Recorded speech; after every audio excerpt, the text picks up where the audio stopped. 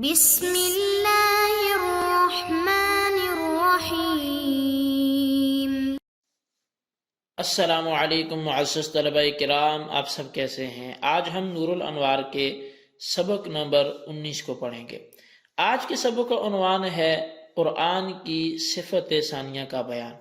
آج کے ہمارے سبق کی عبارت المکتوب فی المصاحف سے شروع ہوتی ہے۔ آئیے سب سے پہلے عبارت پڑھ کے اس کا ترجمہ کرتے ہیں، اس کے بعد باقاعدہ سبق کی وضاحت کی طرف بڑھتے ہیں۔ مصنف علیہ رحمہ لکھتے ہیں المکتوب فی المصاحف، کہ وہ قرآن جو مصاحف میں لکھا گیا ہے۔ صفت ثانیۃ للقرآن، یہ قرآن کریم کی دوسری صفت ہے۔ ومعنى المکتوب المثبت لأن المکتوب فی الحقیقت هو النقوش دون اللفظ، اور مکتوب کا جو معنی ہے وہ مثبت ہے، اس لیے کہ حقیقت میں جو لکھے جاتے ہیں وہ تو نقوش ہیں نہ کہ لفظ۔ والمعنی یعنی لفظ اور معنی نہیں ہے۔ وإنما ہما مثبتان فی المصاحف، بس بے شک لفظ و معنی یہ مثبت ہوتے ہیں، یہ ثابت شدہ ہوتے ہیں مصاحف میں۔ فاللفظ مثبت حقیقتا والمعنی مثبت تقدیرا، بس جو لفظ ہے وہ حقیقتا ثابت شدہ ہوتا ہے اور جو معنی ہے وہ تقدیرا ثابت شدہ ہوتا ہے۔ واللام فی المصاحف للجنس، اور مصاحف میں جو لام ہے یہ جنس کے لیے ہے۔ ولا يضر تعمیمہ لغیر القرآن، اور اس کا غیر قرآن کو شامل ہونا مضر نہیں ہے۔ لأن القید الأخیر یخرجہ، اس لیے کہ جو آخری قید ہے وہ اس کو خارج کر دیتی ہے۔ او للعہد والمعہود ہوا مصاحف القراء السبعۃ، یا پھر یہ لام عہد کا ہے اور معہود وہ قراء سبعہ کے مصاحف ہیں۔ وہو متعارف بین الناس، اور وہ لوگوں کے درمیان متعارف ہیں۔ لا يحتاج الى ان يعرف، اور وہ اس بات کے محتاج نہیں ان کی تعریف کی جائے۔ فیقال، اور کہا جائے ہوا ما کتب فی القرآن، کہ مصحف وہ ہے جس میں قرآن لکھا جائے۔ حتی یلزم الدور، اور پھر یہاں تک کہ دور لازم آ جائے۔ ویحترز بہذا القید عما نسخت تلاوتہ دون حکمہ، اور اس قید سے احتراز ہوتا ہے ان آیتوں سے جن کی تلاوت منسوخ ہو گئی ہے نہ کہ ان کا حکم، جیسے کہ اللہ تعالیٰ کا فرمان ہے الشیخ والشیخۃ اذا زنیا فرجموہما نکالا من اللہ، اور واللہ عزیز حکیم۔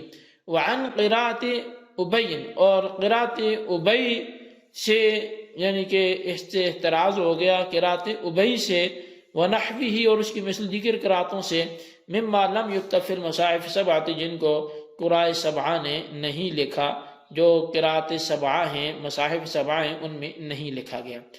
جی طلبہ کرام، یہ ہمارے آج کے سبق کی عبارت اور اس کا ترجمہ تھا۔ اب آئیے اس کی وضاحت کی طرف بڑھتے ہیں۔ صاحب نور الانوار وہ یہ کہتے ہیں کہ متن کی عبارت المکتوب فی المصاحف، یہ قرآن کی دوسری صفت ہے، اور مکتوب کا جو معنی ہے وہ مثبت ہے، یعنی ومعنى المکتوب المثبت، سے در حقیقت مصنف علیہ رحمہ ایک اعتراض کا جواب دینا چاہ رہے ہیں، اور وہ اعتراض یہ ہے کہ قرآن لفظ اور معنی دونوں کا نام ہے، جیسا کہ متن کی اگلی عبارت بھی وہو اسم للنظم والمعنی جمیعا سے یہ بات ظاہر ہے، اور یہ بات تسلیم شدہ ہے کہ مکتوب نہ لفظ ہوتا ہے اور نہ معنی ہوتا ہے، بلکہ نقوش مکتوب ہوتے ہیں، کیونکہ لفظ کا تعلق تو زبان سے ہے اور معنی کا تعلق تو دل سے ہے، اور نقوش مارز تحریر میں آتے ہیں۔ پس جب قرآن لفظ اور معنی کا نام ہے اور یہ دونوں مکتوب نہیں ہوتے تو گویا قرآن مکتوب نہیں ہوتا، اور جب قرآن مکتوب نہیں ہوتا تو المکتوب فی المصاحف کو قرآن کی صفت قرار دینا یہ کیسے درست ہوگا؟ تو اس کا جواب یہ ہے کہ لفظ المکتوب یہ مثبت یعنی ثابت شدہ کے معنی میں ہے۔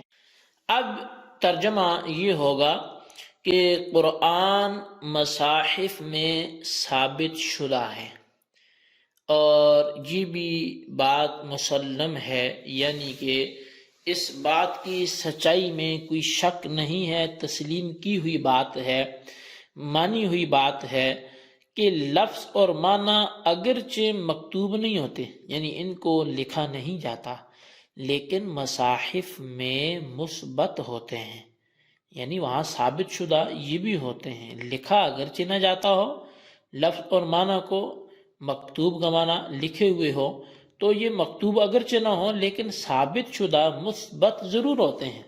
البتہ اتنا فرق ہے کہ لفظ حقیقتاً مثبت ہوتا ہے اور معنی تقدیراً یہ مثبت ہوتا ہے، یعنی لفظ حقیقی طور پہ ثابت ہوتا ہے، ثابت شدہ ہوتا ہے، اور معنی تقدیراً جو ہے وہ ثابت شدہ ہوتا ہے، کیونکہ نقوش جو مکتوب ہیں، جو نقوش لکھے ہوئے ہیں، چونکہ بلا واسطہ وہ لفظ پر دلالت کرتے ہیں اور معنی پر لفظ کے واسطے سے دلالت کرتے ہیں، اس لیے لفظ جو نقوش سے قریب تر ہے حقیقتاً مثبت ہوگا اور معنی جو نقوش سے بعید ہے تقدیراً مثبت ہوگا۔ یعنی چونکہ لفظ جو ہے وہ بلا واسطہ، ٹھیک ہے، جو مکتوب ہیں، نقوش جو مکتوب ہیں وہ بلا واسطہ لفظ پر دلالت کرتے ہیں، اور معنی پر وہ جو نقوش دلالت کرتے ہیں وہ لفظ کے واسطے سے کرتے ہیں، اس لیے لفظ جو نقوش سے قریب تر ہے وہ حقیقتاً مثبت ہوگا اور معنی جو نقوش سے بعید ہے وہ تقدیراً مثبت ہوگا۔ اب ملا جیون علیہ رحمہ نے فرمایا کہ المصاحف کا جو الف لام یا تو یہ جنس کے لیے ہے، یعنی المصاحف میں موجود الف لام یا تو یہ جنس کے لیے ہے یا پھر یہ عہد خارجی کے لیے ہے۔ اگر پہلی صورت میں دیکھیں تو پہلی صورت میں المصاحف کا لفظ قرآن اور غیر قرآن سب کو شامل ہوگا، اور تعریف دخول غیر سے مانے نہ ہوگی، اور دوسری صورت میں دور لازم آئے گا۔ وہ اس طرح کہ قرآن کی تعریف میں المصاحف کا لفظ یہ موجود ہے، مذکور ہے، لہذا قرآن کا قرآن ہونا مصاحف پر موقوف ہوا، اور مصاحف کے حوالے سے جب یہ سوال کیا جائے کہ مصحف کیا چیز ہے تو پھر کہا جائے گا ما کتب فیہ القرآن، یعنی قرآن جس میں لکھا جائے۔ تو مصحف کی تعریف میں چونکہ قرآن مذکور ہے اس لیے مصحف قرآن پر موقوف ہوگا، پس قرآن مصحف پر موقوف ہوگا اور مصحف قرآن پر موقوف ہوا، اور اسی کو تو دور بولتے ہیں کہ ایک چیز دوسری پر موقوف، دوسری اس پہلی پر موقوف۔ مثال کے طور پر کسی بندے سے پوچھا حضرت یہ تو بتائیے آپ کا گھر کدھر ہے؟ تو وہ بولے کہ مسجد کے سامنے ہے۔ اچھا یہ بتائیے مسجد کدھر ہے؟ تو وہ بولے کہ وہ میرے گھر کے سامنے ہے۔ اچھا وہ دونوں کدھر ہیں؟ تو بولے آمنے سامنے ہیں۔ تو بات یہ ہے کہ مصحف کیا ہے تو قرآن سے سمجھ آئے گا، قرآن کیا ہے تو مصحف سے سمجھ آئے گا، تو دونوں کیا ہے ایک دوسرے سے سمجھ آئیں گے، تو اسی کو دور بولتے ہیں۔ تو اس کا جواب یہ دیا کہ الف لام جنسی مراد لینے کی صورت میں المصاحف کا غیر قرآن کو شامل ہونا کچھ تکلیف دہ نہیں ہے، کیونکہ قید اخیر جو المنقول عنہ نقلا متواترا، جو ان سے متواترا منقول ہو، یہ غیر قرآن کو قرآن ہونے سے خارج کر دیتی ہے، یہ والی جو آخری شرط ہے، یہ آخری قید ہے۔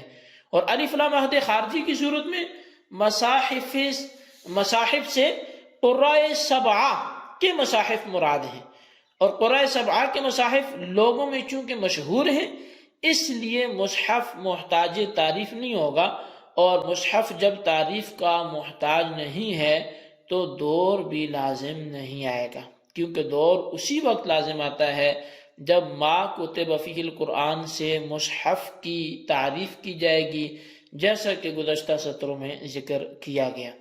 شارح علیہ رحمہ نے المکتوب فی المصاحف کی قید کا فائدہ ذکر کرتے ہوئے فرمایا کہ اس قید سے وہ آیات قرآن ہونے سے خارج ہوں گئی جن کی تلاوت تو منسوخ ہو چکی ہے مگر حکم منسوخ نہیں ہوا، جیسے الشیخ و شیخۃ، کیونکہ یہ مصاحف میں مکتوب نہیں ہے، لکھی نہیں جاتی، لیکن اس کا حکم باقی ہے کہ ابھی بھی جو سیبہ زنا کریں گے تو رجم کا حکم تو ہے۔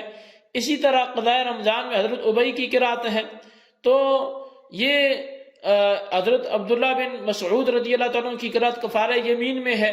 تو یہاں جو کہ جتنی بھی قراتیں ہوں چونکہ مصاحف میں یہ مکتوب نہیں ہے، اس لیے ان جگہوں پر الفاظ تو تلاوت تو منسوخ ہوگی، لیکن یہ حکم جن کا ہے وہ باقی ہے، تو الفاظ جو ہیں وہ قرآن ہونے سے خارج ہو جائیں گے.